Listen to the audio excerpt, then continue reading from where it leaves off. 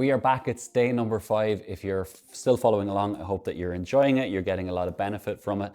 Your movement library is expanding. Your knowledge is expanding as you go.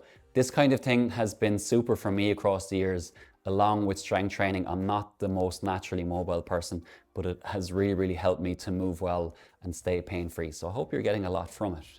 The first stretch today, I'm going to say it, it's great. It's one of my favorites. I really like it. It can be a little bit tricky, and it's a hip stretch. The good thing about going through all the days, and we have 4 done already, this is 5, and then 6 and 7, when you have all of them done, if there's a particular stretch that doesn't suit you, or you can't do it, or there's equipment that you have options to just go back and pick something else that maybe you like. It's a nice reminder that if you're in pain, none of these stretches are designed to take you from pain.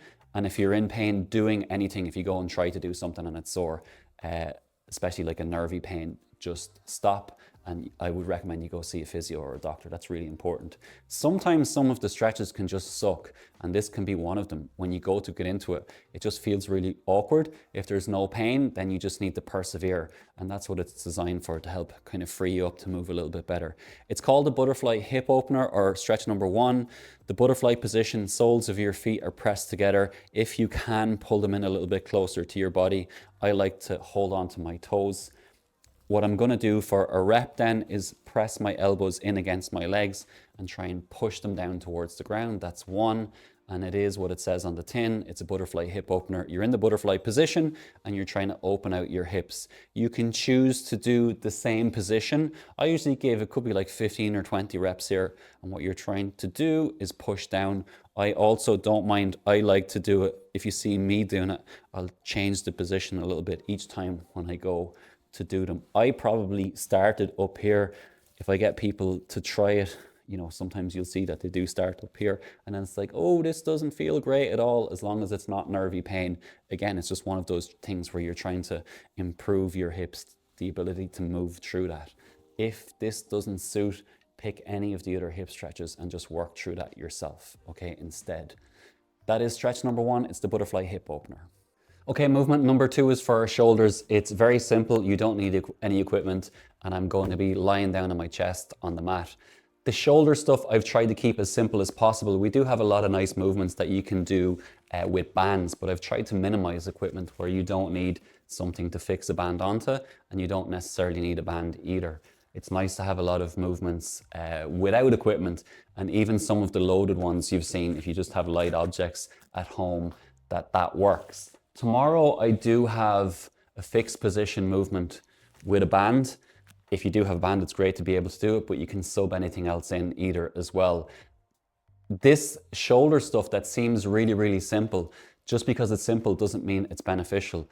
So it's great to go through, and it's important that the T-spine stuff as well, the spine stuff, there's an important relationship between the two, that you're doing that as well over time. You'll get a lot from it to be able to move freely, okay? The first setup position here is going to be down on the mat.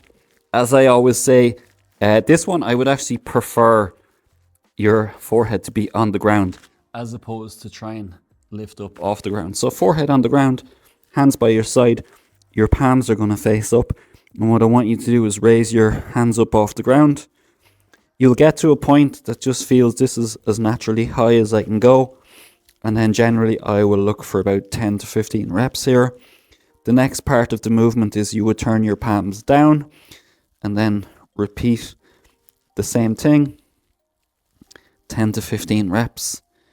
And then the last part of the movement, make yourself into a T, arms out by your side, your palms face down, and it's the same deal. You're going to raise your arms up and think about squeezing your shoulder blades together. Okay, so all of this is all part of the movement, and generally it'll be the same amount of reps. So it could be 10, 10, and then 10, or 15, 15, 15. It's called the shoulder big tree, and that's movement number 2 for today.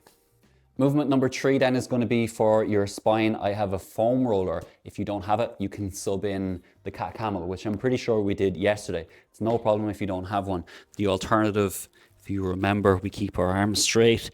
You're trying to hunch up from the middle of your back and then create that hollow in your back as well. And then up and down would be 1, you can sub in for like 8 to 10 reps.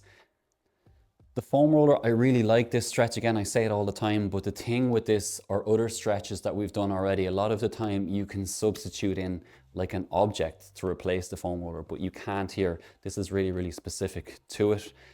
It's an investment, like you'll always have it unless you set it on fire or do something mad. And it's going to help you move better and potentially stay away from pain throughout your life. And that's just so worth the investment. So keep that in mind.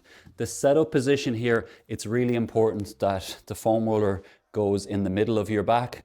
And I don't want it at any stage down towards your lower back. It's not dangerous or anything. It's just not the position. This is, think of mid to upper back. And actually, if you go near your lower back, it can just feel a little bit awkward. That's not to say I never use it on my lower back or around my lower back, but it's just not the movement here. Again, the foam roller, this is how I like to position it. It's actually probably a nice way of doing it. I've never really thought of this before because sometimes someone might leave the foam roller on the ground and then try and lie onto it. But at least if you hold onto it and it's fixed, you can almost feel where it's near the middle of your back and then position it. I've never actually thought of that before. That's pretty good. Bend your knees, plant your feet. What I like to do here is always have my hands on my head to support my neck. Otherwise, it can feel just a little bit awkward. There's tension on your neck. A single rep would be, you can see I support my neck. I'm gonna arch over the foam roller nice and slowly, and then I come forward. It's almost like a sit-up. That's 1 rep. That's 2. And you will work through however many I give you. It could be 4 or 5 or 6. Generally, there's 3 positions. It will go 6, 6, 6, 5, 5, 5, or 4, 4, 4. What I want you to do is always work up. If this is at the middle of my back, what I'm gonna do is try and move the foam roller up like an inch or 2 and then reset, and then I'll do the reps through again, and then generally there's a third time as well. If there is, I would move the foam roller up slightly again, and then I would match it up. So you've worked 3 positions on your mid to upper back. It could be a case where I just pick one position, it's the middle of your back, and it could be like 10 reps. But I think generally for today and in general, what I do is I give 3 positions because it's just really nice to get that done. Again, you shouldn't feel any pain in your spine or anything when you're doing it. That's really important to stop if you do, and everything is controlled and that you have your hands supporting your neck as you work through it. Don't go through it too quickly and not too slowly either. Foam roller, T-spine extensions, flexion extension, a little bit of a complicated name. I'll come up with something that's a little bit more user-friendly, but they are amazing. If you don't have a foam roller, pick one up. Stretch number 3. We round out day 5 with our bonus movement. They are called standing rotations. First, have a look. I have a little selection of light objects here. You could, if you don't have equipment, you could use something light that you have at home. I have a 2.5 kg plate. The foam roller is really light.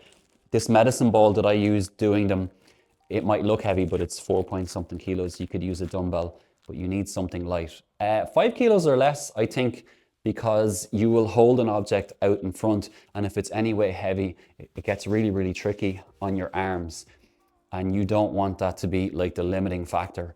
It'll be tough on your arms as well when you're doing the thing, but it shouldn't be like this is the big thing that limits what you're doing. I really like this. There's a lot going on here. Like, for the purpose of what we're doing this week, the rotation is great, and then there takes a little bit of coordination to do it as well, a tiny bit, but I really like that. If you're doing things that require coordination, that over time you just build confidence with like body awareness and trying to do things, and then the more of these movements that you do, the more confident that you get trying like a new one. I said earlier that I'm not the most mobile person. I wouldn't have been the most coordinated person either, but learning like strength training movements and these types of movements over the years, if you learn 50 of them, when you go to do number 51, you'll be like, yeah, I want to try this. I mightn't get it perfect the first time, but your body awareness will be good. You'll have confidence to try and do it, and that's just great as well. That's as kind of a big a part of movement as anything is, being confident in your body and the ability to move. On that, if you ever try like a stretch and it's not absolutely perfect the first time that you do it, don't be self-conscious or put off.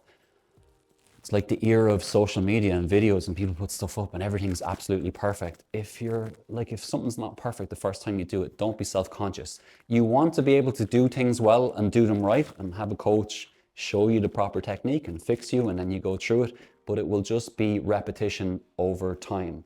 So that's a great part of it too. The movement itself, the standing rotations, take your light object, stand up, feet underneath your hips, you'll hold it out in front and you will turn off to one side. That's 1 rep.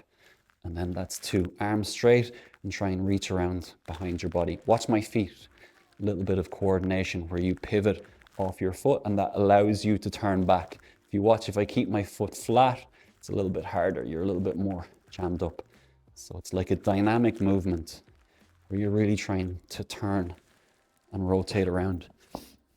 As you're doing them, you'll feel it through here. All right, you'll turn. If you go through them too quickly, you can get a little bit dizzy. Your option then, if you do, is to slow it down, or you could even turn and go 1 rep and reset. It doesn't have to be done where they're linked together, or you can turn and pause a little bit and come back. The thing about that, if you slow it down and it's not as dynamic, it starts to get really tough on your arms, holding that thing out in front. But if you do get dizzy, that's not ideal. You can slow them down. What I would do as well is this is 1 rep, this is 2, this is 3. So take the easiest version, or else it gets really, really hard if you're doubling up. So if it goes from one side to the other as 1 rep, that's actually really hard. Keep it quick. 1, 2, and work through them. Again, with the rack, when you're moving or anything like that in space, make sure you're aware of what's around you, especially if there's people as well, that you don't donk someone in the head with a medicine ball. That is day number 5. Thank you so much, and I will see you back for day number 6 soon.